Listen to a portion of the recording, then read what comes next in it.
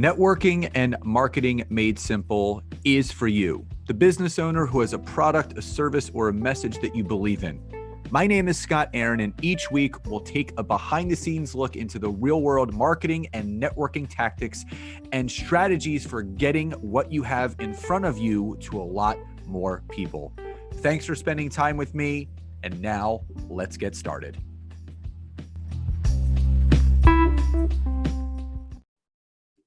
Hey, everybody, and welcome back to another episode of Networking and Marketing Made Simple. Super excited about today's episode with my good friend, Amy Van Slambrook. And Amy and I connected on multiple occasions and find ourselves actually just talking and talking. And I said, listen, we need to get a podcast in because of the genuine connection that we truly do have and how we can talk about multiple things. Amy's a therapist and coach. She's a CEO strategist, licensed psychotherapist, and specifically targets helping high impact CEOs and couples. And that's something that also really drew us together. The fact that my wife and I run a business together and we are big impactors ourselves. And we just have so much to talk about. And I'm so excited to have her today. So with that being said, Amy, welcome to today's episode. Oh, thank you so much, Scott. It is so great to be having this conversation now with so many people in the room with us, so to speak. It's great to be here. Absolutely. And, now that we've rolled into 2022, it's crazy to think, when the pandemic first hit in 2020, we, a lot of us thought, it's going to be a little while till things get back to normal. And here we are 2 years later. And, there's been a lot of pivots. There's been a lot of changes. There's been a lot of ups and downs. And before we get into that whole aspect, for the audience that is not familiar with you and your work, tell everyone a little bit about yourself and what you do. But more importantly, what was that catalytic moment or that aha moment, so to speak, that has set you down the path that you're now currently on? Right. Well, it started, Scott, about 20 years ago. On a scale at 5:30 a.m. in the morning. And I was suffering from anorexia at the time. And I was getting up to work out because, of course, that doesn't stop even though you stop eating. And God really told me that I weighed what I did when I was 9. And I was shaken by that enough so that I made the decision to get well. And I also made the decision that I wanted to help people with my story. And I had no idea what I was about to uncover. But over the course of 10 years of my own intensive therapeutic work, I discovered that the common thread in my life, the things that had led to all the patterns, even though I'd had successes, was trauma. And I never associated that word with my life. That was something for everybody else.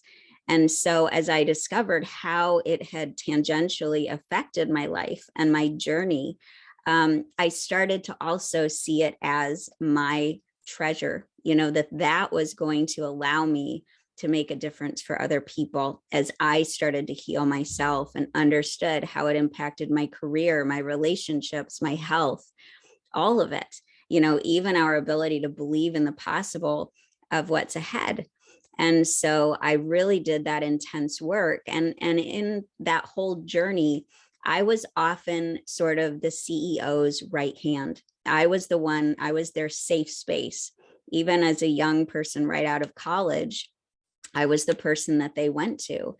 And especially over this pandemic, I've been in the therapist and coaching spaces for over 20 years. I had a 15-year corporate career. But I found more and more that these high impact women and high impact couples needed a safe space. Excuse me. They needed a space where they could be real and where it was sacred and they could be trusted, and their confidence could be trusted. And I come at that with 20 years of my own personal experience. And being called into the room for CEOs of, billion-dollar companies, there's something about what God positioned me to do to allow them to feel safe, to know that I've been there. I've been in those dark, dark days, and I don't see that as a death sentence. I see that as an opening to the next level of their lives and the next level of their relationship, because of course everything plays out in our marriages or in our partnerships, right? That's where it all funnels in. And so as I started to work with these women, typically then they would say, hey, it's also showing up in my marriage. Would you be willing to work with my husband and I? And so I've just had the blessing of seeing marriages restored, people showing up in their lives and getting to experience life in technicolor. You know, they didn't know it was black and white until they experienced the other side.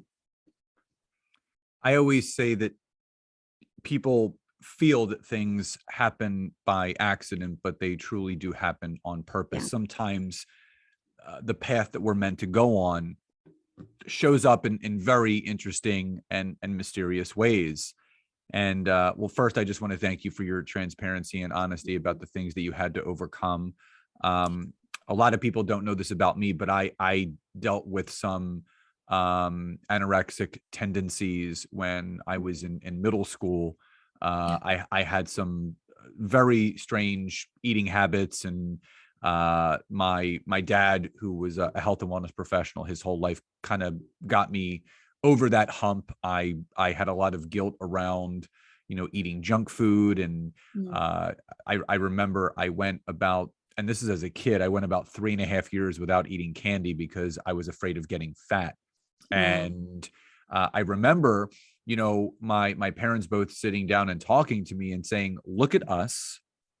You don't have the genes or the means to get fat. You live in a very healthy household, because again, I think, and I remember it like it was yesterday, and everyone kind of goes through that baby fat growth spurt area. And I remember I was in 6th grade and I was, sitting eating lunch, and I remember looking down my shirt for some reason. I just saw all these rolls, and I'm like, I don't like how that looks. So it was a combination. I ended up losing about 23 pounds in between 6th and 7th grade. I got really skinny, like not to the point where people are like, is something wrong, but it was a combination of, I went through a growth spurt. And I had a lot of these weird food issues. And, for me, it took a few years to beat that. I had to drink weight gainers because I couldn't put on any weight. I was getting on the scale multiple times a day. So my mom had to get rid of the scale in the bathroom. Sure. And when I got into, bodybuilding and weightlifting, I was kind of saved by that, because I learned healthy eating habits and patterns and nourishing my body. But then I got re-triggered again when I started competing professionally as a bodybuilder, because when you go on stage, you have to trim down. And, I'm only 5'9". And when I was at my, peak of really being heavy, I was around 205 pounds, and I would diet down to about 179. I would lose, or 171. I would lose about 29 pounds in a matter of 14 weeks. And when you're going through that dietary transition, you're not having any junk food. You're not doing anything. Everything is plain. There's no salt. So I got re-triggered back again in my 30s, and I couldn't. I was that person that would go out to dinner and say, could you not cook it in butter? Can you just use Pam spray? No potatoes, extra vegetables. I could never enjoy it. And so part of the reason why I stopped competing is because I felt those tendencies come back up when, from back when I was a kid. And the one thing that I do want to finish with is, all of us have something to overcome, whether it's personal or professional, and it never goes away. It's always there. You just learn how to manage it and recognize that tendency or that trigger is coming back up, and you acknowledge it. And then you realize that you've worked too hard to overcome this. Everything is okay. And you move forward from it. So, in that respect, obviously you work with a lot of high performers, individuals and couples. What is a common trend Mhm. whether it's an individual or a couple that you're seeing in either that individual or couple as the biggest obstacle that they're having difficulty overcoming in their life and or business? That's a great question, because of course it's different and it takes a different form in different couples. But when you really peel back the layers, Scott, a lot of what I do involves inner child healing, and that sounds kind of woo woo and way too soft. And we don't want to go there. And do I have to see this other person, like this little person? That isn't it. It's peeling down the layers to the most vulnerable part of yourself. And at the end of the day, when I have, an 8-figure business owner go into the room with themselves when they were 5, and I say, look into your eyes, and what does that child want to say? What are they feeling? It's basic things, Scott, like, I'm loved, I am safe, I'm okay just as I am, you know and that really is the crux of what it is for so many people. That sense of being loved and worthy, not because you've earned it, not because you've hustled your way to it, not because you've achieved anything. And you and I both know the common thread. I went through divorce as well. I went through an eating disorder. I've been through all kinds of different traumas, and the common thread is really a statement of worth.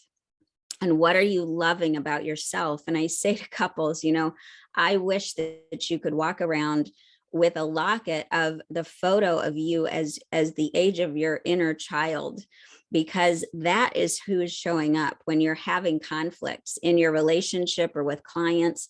That is the part of you that gets triggered. And so would you really say those things to a 5-year-old standing in front of you? No. And that's who they are. They're not trying to destroy you. They just don't feel safe. One of the biggest things that I'm noticing now, being on the other side of the self-work, and the self-work never stops. No, thank You're goodness. always working on yourself. But the one thing that I'm recognizing is that the common theme and trend that I'm seeing with high achievers that have really taken those leaps and bounds in their business is they are the ones that have been willing to turn the mirror around Yeah. and really face their inner demons, so to speak, or those things that have been holding them back, those words that were said to them when they were a child, the people that influenced them in the wrong way, that has been basically they've been carrying that around with them their entire life and having it refacilitate and manifest into different things. The Yeah. people that I see really doing those big things is that they're very open, like you and I, about the things that they had to work on and work through to get to where they are. And it's not the destination, it's the journey. And the journey is continuous. You don't stop. There's two certainties in life. You're born and you die. Those are the two certainties that we all have. And it's that journey in between our birth date and our final day on this earth. It's our choice of how we want to live that journey, because it is ever evolving. So, when someone is willing to do that inner work, and again, people, they may be listening to this and it sounds very woo woo, and listen, it's just the reality. My wife and I always talk about how magical human beings are, because if you think about the lifespan and life cycle of any other animal, they all do the same thing. A squirrel, when it's born and it dies, it has the same life as the squirrel next door, and the same thing with a horse and a cow. But human beings, we can become whatever we want. If you think about how many different jobs and professions and things that are created from someone's brain, there's so much magic in all of us. And most of the time, and I remember Les Brown saying this in one of his speeches, that the saddest thing about life is that in the graveyards around the world, people are not just buried, but the thoughts, the ideas, the greatest songs, the greatest inventions are also buried with those individuals that were not willing to step into that power to share it with the world. Yeah. So in your personal and professional opinion, how important is it for that person that's listening to this now or later that really has those inner demons? How important is it for that person to finally face that fear and look themselves in the mirror so they can finally progress forward? Yeah. I believe it's life or death, Scott. I think the one thing that I experienced was when you go through the work, which is what everybody calls it, and it just means showing up and showing up, whether it's a coach or a therapist, what you uncover is that it's kind of a death and rebirth, and there's this sensation that I have that, well, I've already died. I died to the need to be fake. I died to the need to maintain the veil. I died to the need to live my life in a way that wasn't in alignment with who I was created, and constantly being brought into situations that compromise that, and reinforce that message of unworthiness. And I'm sure you experience the same thing. I can see it in your eyes. And, that after that, life really does begin. Life opens up. And so it isn't a luxury. It isn't a soft skill. In fact, it shows up in business. It affects profitability. It affects your money mindset. It affects your ability to have success. It affects your ability to show up and have the intimacy that you want in relationships, business or personal. It really also affects your relationship with your creator, because I'll tell you what, the God I knew before I went through this isn't the God I know now, and that faith is very important to me. And it really, to me, is experiencing life on a limited scale that in comparison to what you get on the other side is death, and that isn't about me. That isn't about the field of therapy. That's about the journey of your soul. So a lot's happened in life and business for a lot of people in the last 2 years. This pandemic, I think, it did a couple of things for me. Number one, it really shined a light on this, quote unquote, middle class. And for people that are listening to this out of the US, obviously we have the upper middle and lower class. And we had this notion that, the largest conglomerate of people in this country is this middle class, and thinking that everything is okay. And it pained me to see that everybody was affected by this, but that middle class, that hard working individual was, you realize they didn't have the savings that everyone thought the middle class may have had. And they only had the means for about a month before, something financially would really impact them. So Yes. I think that, the pandemic really scared people into either playing big or curling up into a ball and playing that victim card. And Yeah. no matter how much money someone is, or was not making, everybody was affected in one way, shape, or form. I remember when all of this happened, I had my own little freak out moment. I called my accountant, I called my financial planner, and I said, this could really affect our company, just because, a lot of the people that we serve and we work with are really affected by all of this. I'm not sure if they're going to have the monetary means to invest anymore. So everybody went through something as far as how this affected people. There was not a single person that was not affected in some way, shape, or form from this. What do you feel in the last 2 years, now being 2 years into this whole pandemic and pivoting that we've all had to do? What's the biggest lesson that you've learned from this that has helped you to consistently progress forward in everything that you're doing? Mm. It really is that what I am going through at this moment, someone else needs me to come out of this stronger, because I'm going to be called to help them. There were moments when even in my own life, and I will say the fields of therapy and the kind of transformational coaching I do, I was blessed during the pandemic because I have never been busier. But it also takes its toll because there's the personal side that all of us are going through, and there were moments, my family lived thousands of miles away. So it was a feeling of isolation. I was dealing with health issues. And, there were moments when it was like, oh my gosh, I feel like I've kind of been buried, and I'm helping everybody, but I'm sort of isolated. And yet this was true all of my life, Scott. And I thank my parents for instilling this in me. No matter what, no matter how dark it got, what I was reminded about was that someone else is going through or will go through exactly the same thing. So my success in seeing the good in this, my success into putting this to purpose, my success into saying, this is not going to take me down, because I've had a lot of things try to take me down, and this is not going to be it, because someone needs me to get to the other side. And I know that that's going to be true. It showed up in so many ways, and it allowed me to have that resonance with the women and couples who I work with, because I could describe for them exactly what it was what it was like for them, or at least close to it enough that they felt understood and like they weren't an anomaly for feeling what they felt, because they may have had external success.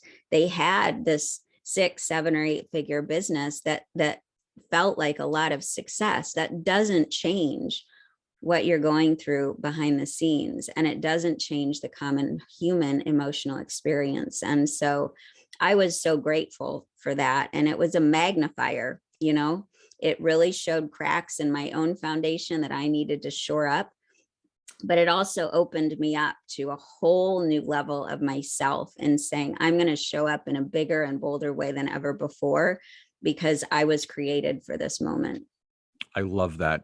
And, to play off of that, what do you think has been the biggest challenge that people have faced in the last 2 years? Again, like you, Nancy and I, our company and business has grown tremendously because of the pandemic and of the work that we do. But what do you think has been the biggest struggle for the majority of people out there that are, quote unquote, trying to figure it out and navigating themselves through this still very interesting time?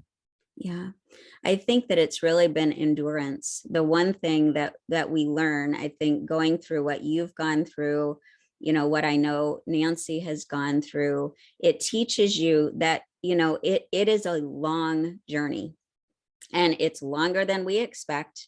It's going to take more of us than we anticipate. And it's in those moments of continuing to persevere that we're able to get to the other side. I think what a lot of people realized was, oh, wait, this isn't ending after 3 weeks. Our attention span is less than a goldfish's right now. And so it's the same way when you're going through collective trauma, which is what people were going through, that you feel this fight or flight, this agitation and anxiety, and like you're scanning everywhere, and you'll dive across an aisle for toilet paper.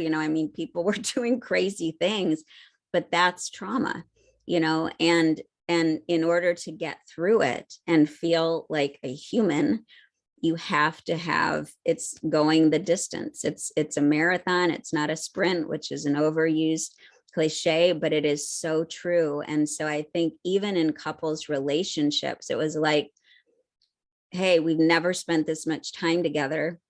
We didn't know these things existed. There's no way out of this. We've just got to end the relationship. And I said, wait a minute, before we go there, let's see if we can resolve what's causing the disconnect. Because I believe marriage ought to expand us, not contract us. It's not a jail cell. It should open up more of life to you. And it can happen, but you've got to be willing to take a look inward and do the work and stick with it. This isn't a quick fix. And the deepest work, if it's done correctly, is going to be the hardest work, and it's going to take some time. But then you catapult and you have this huge acceleration in your life and your business. Nancy and I have a saying that we water each other. And I love that.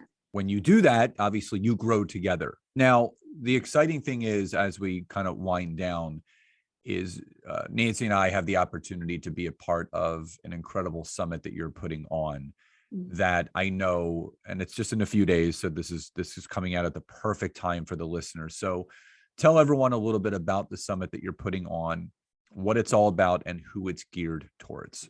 Right. Well, first of all, I was so honored to have you and Nancy be a part of it, because you are such a tremendous story of the three elements that I really focus the summit on. It's called Millionaire Matches, couples who create an extraordinary legacy of faith, love, and prosperity. And this isn't about the monetary value of being a millionaire or not. This really is about what it takes to create yourself into the person who uses those three elements synergistically to create that kind of legacy, and I sensed this weariness with so many people. So many people needed stories of hope, and the tools and the resources and the actual specific examples of couples who've done it, not something that feels distant, but people they could really relate to. And so that really is my heart, my mission behind this. And it has just been so amazing to see the guests who have been a part of this. Gina DeVee is a part of it. You and Nancy are a part of it.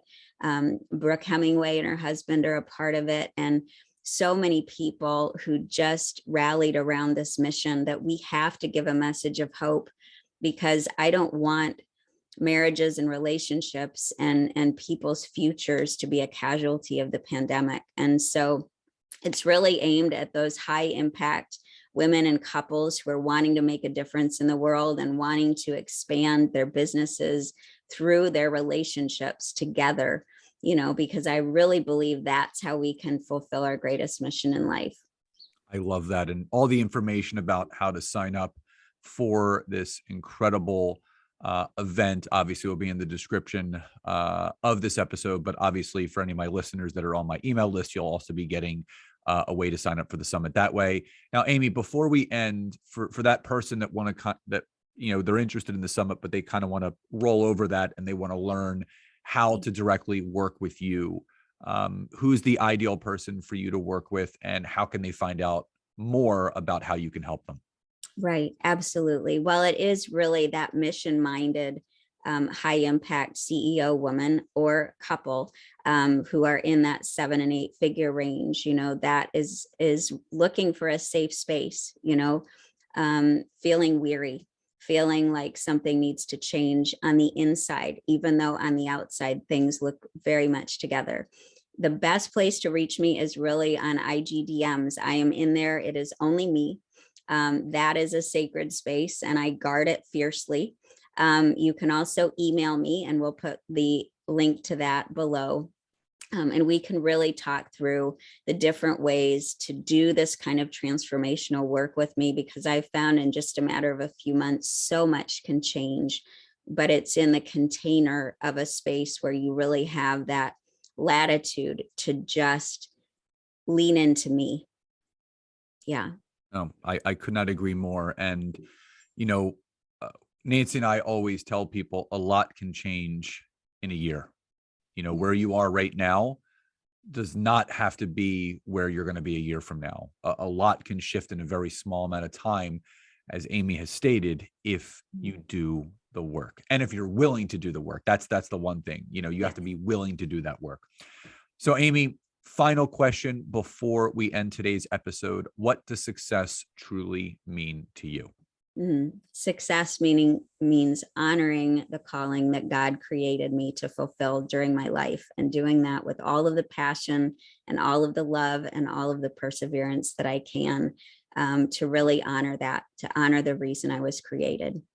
And again, every single one of us was created for a bigger purpose than some of us ever realize. And for people like myself and you, we want people to kind of look inside so they can dig deep down, because there's a lot of things that happen in our life that bury and cover up that real, true passion and calling that we may have. And it's about peeling back the layers of that onion to really reveal what it is that we're meant to do.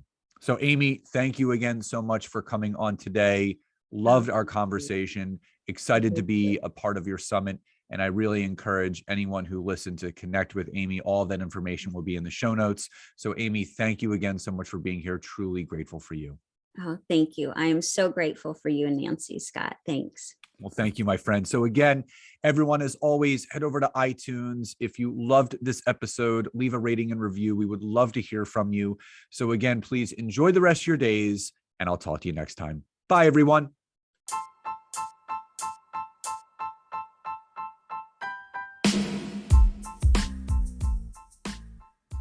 Thank you so much again for checking out today's episode. And if you are listening through iTunes, Spotify, wherever you are, please leave me a rating and review. Let me know what you loved, what you would like to see improved, or ideas you have for future episodes. And if you are interested in taking your business to the next level, don't hesitate to go to my website, www.scottaaron.net, where you can schedule a free discovery call with me, where I can learn more about you, your business, what you're struggling with, and how we can work together. And don't forget to check out my wife, Nancy, and mine, our free community on Facebook called LinkedIn Leads for Life. We would love to see you in there. Have a great rest of your day.